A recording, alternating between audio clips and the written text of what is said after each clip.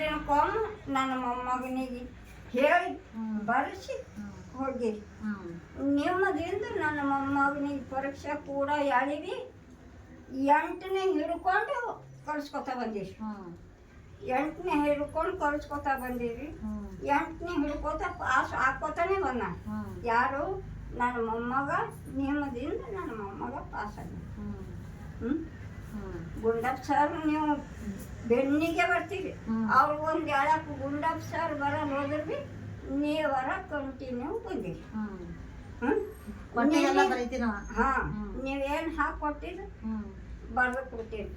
ಬರ್ದು ಕೊಡ್ತೀನೋ ನೀವು ಕ್ವಶನ್ ಕೇಳಿದ್ರಿ ಅವನು ಹೇಳ್ತೀನು. ಆಯಿತು, ನಾ ಬ್ಯಾರೆದವ್ರಿಗೆ ಪರೀಕ್ಷೆ 10ನೇ ಪರೀಕ್ಷೆ ಬರ್ಲಕ್ಕೆ ಬರ್ತದೋ ಇಲ್ಲ, ಇವ 8ನೇನ ಬ್ಯಾರೆದವ್ರಿಗೆ ಕೂಡ್ಸಾರಿ ಅಂದ್ರೆ ನೀವೇನಂದ್ರಿ, ಅವ ಎಲ್ಲ ಪಾಸ್ ಮಾಡ್ತಾನ, ಪಾಸ್ ಮಾಡ್ತೇವೆ ನಾವು, ನಿಮ್ಮ ಮೊಮ್ಮಗನಿಗೆ ಕೂಡ್ಸಿರಿ, ಅವ್ರ ತಮ್ಮಗೆ ಕೂಡ್ಸಿ, ಅವ್ರ ತಮ್ಮಗೆ ಹಾಂ.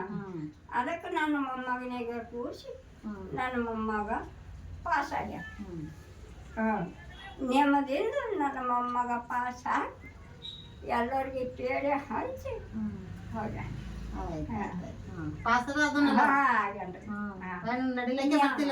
ನಡಿಲಕ್ಕೆ ಬರ್ತಿಲ್ಲ ಖರೆ, ಕುಂತಲ್ಲೇ ಎಲ್ಲ ಮಾತಿಲ್ರಿ ಶಿಸ್ತಿದ್ದುನ್ರಿ.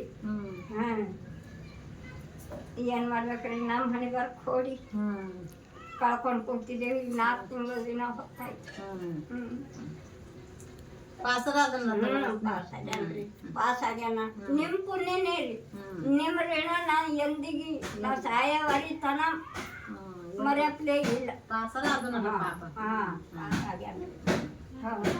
ನೀವು ಹೆಲ್ಪ್ ಮಾಡಿದಾಗ ನನ್ನ ಮೊಮ್ಮಗ ಪಾಸ್ ಆಗ್ಯಾನ್ರಿ. ಇಲ್ದಾದ್ರೂ ನನ್ನ ಮೊಮ್ಮಗ ಪಾಸ್ ಆಯ್ತು. ನನ್ನ ಮೊಮ್ಮಗ ನೆಮ್ಮದಿ ನಂಗೆ ಜರ ಹೆಮ್ಮೆಯಾಗಿದ್ದಂಗೆ. ನನ್ನ ಮೊಮ್ಮಗನಿಗೆ ಹಿನ ಇರೋದಿತ್ತು ಖರೆ. ಅದೇನು